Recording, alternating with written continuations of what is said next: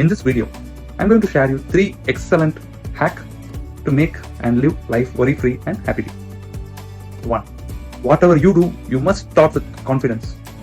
If you feel inferior and you will act inferior, imagine you are going to office and you, on the first day itself, you think about you won't be liked by anyone. You won't be liked by anyone. That's the thought you have.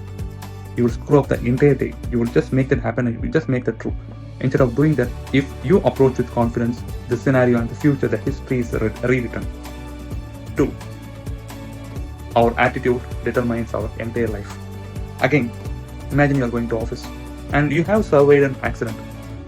Instead of considering that as a bad sign, instead of screwing up the entire day considering that as a bad sign, imagine, just convert that as an experience with good sign, gratitude, happiness as an experience for life. Enjoy the life bit by bit. 3. This is the most exciting and important part. Visualization. It's the most powerful part. Close your eyes and imagine your life is worry-free in the future.